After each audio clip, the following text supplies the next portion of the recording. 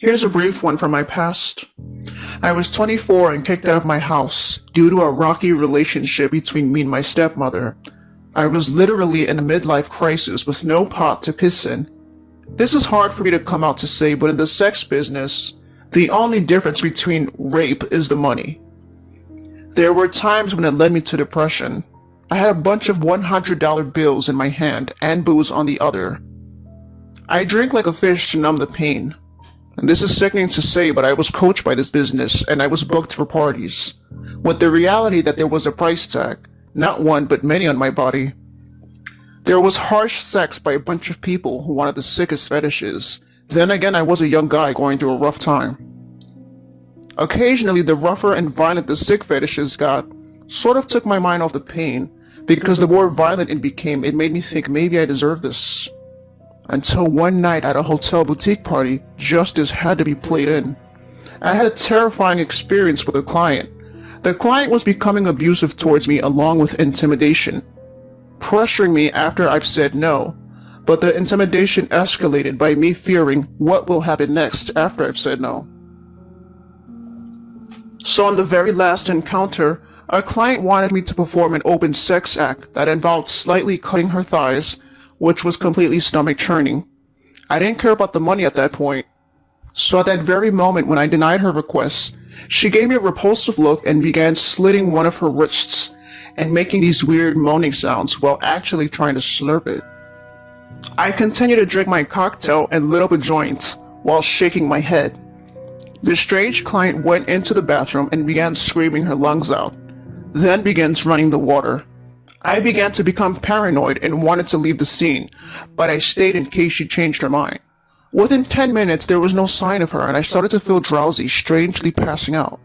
A few hours later, when I was unconscious, I could not give clear, informed consent.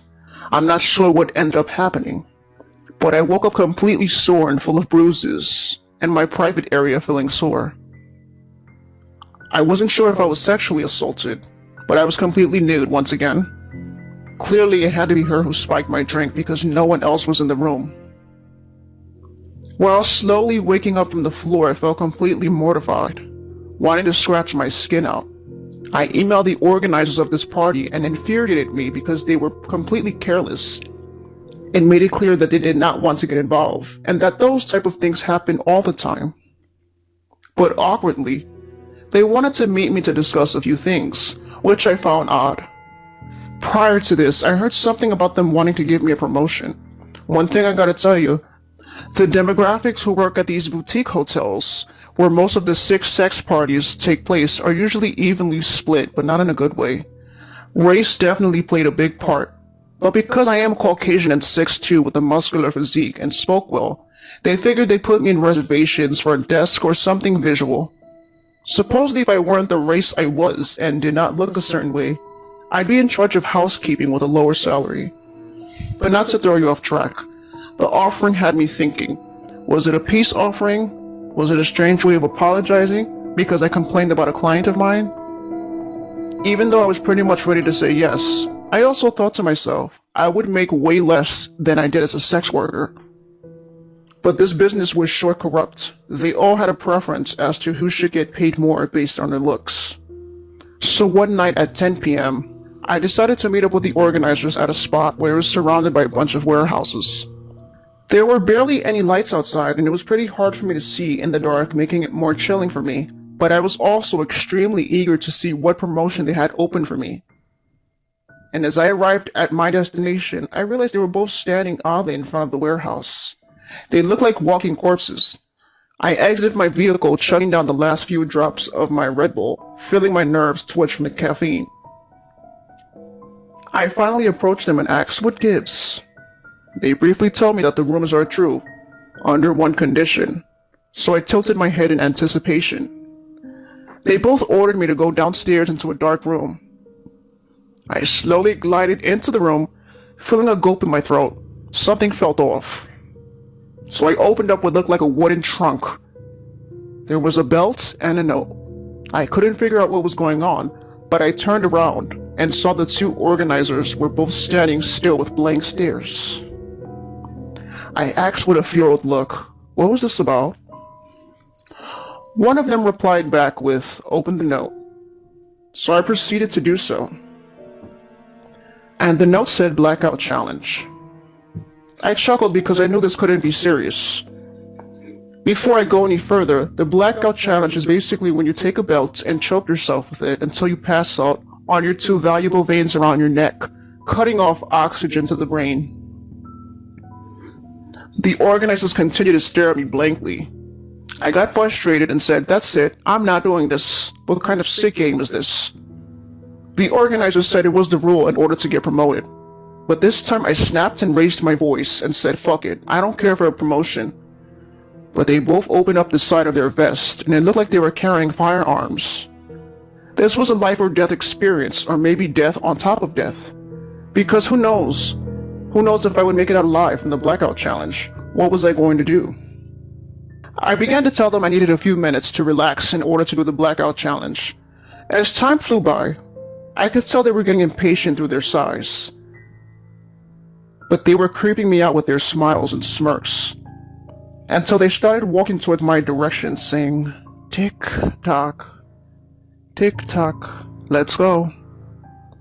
I squinted my eyes tightly while clutching my rosary, preparing for the worst. But I knew I couldn't do this. So I kicked a heavy desk that landed in between us and struggled while the other organizer tugged at my shirt. It's a good thing I was heavy-handed and physically strong. But I still felt like I had no chance of surviving because they were both armed. So I hit one of the organizers on the side of the neck and threw him on the floor and ran out of that abandoned warehouse, running into the pitch dark and never looking back.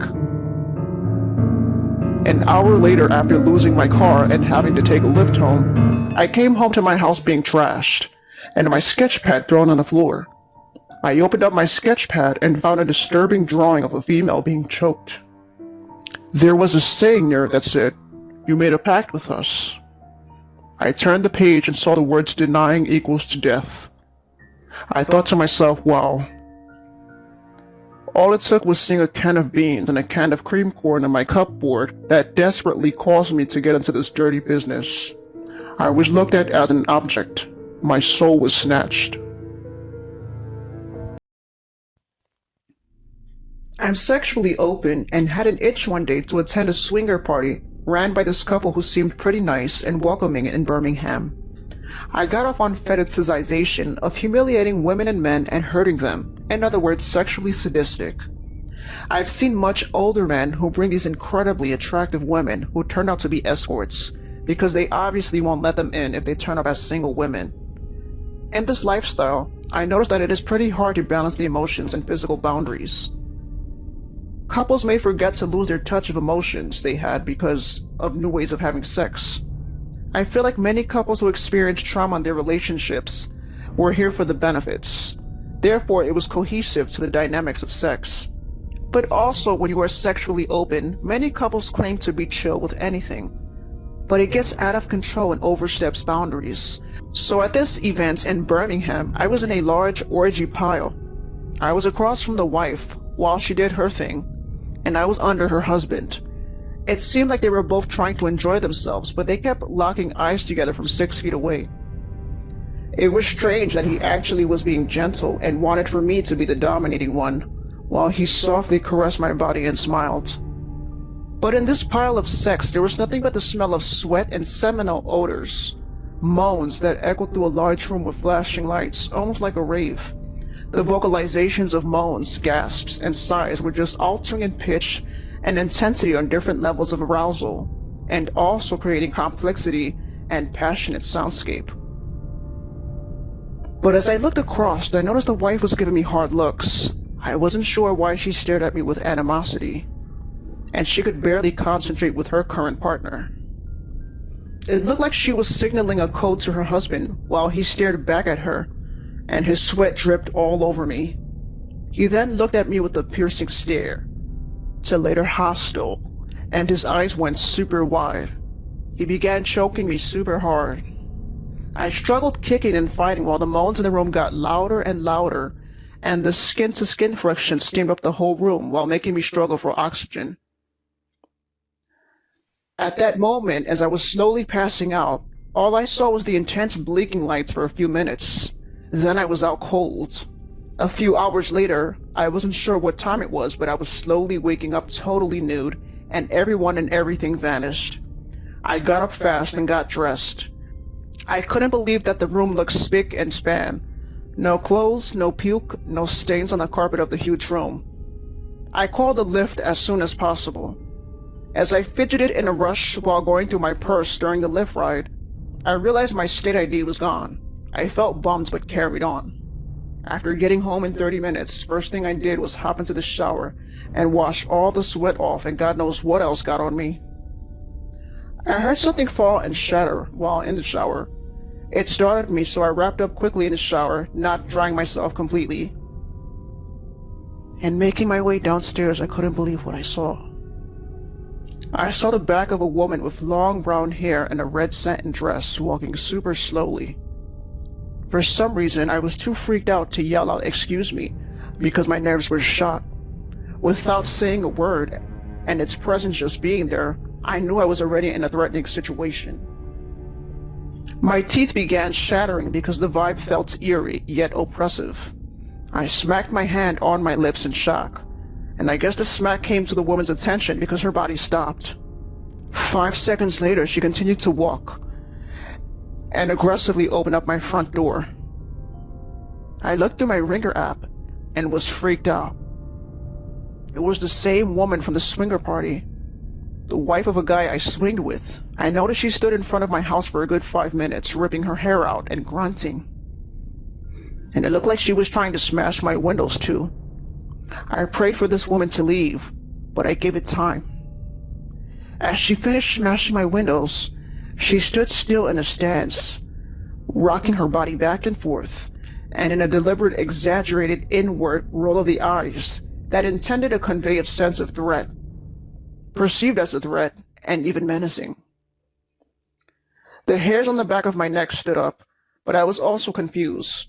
I didn't understand why this woman came to my house. I do know that many couples at swinger parties attend simply to gain each other's trust.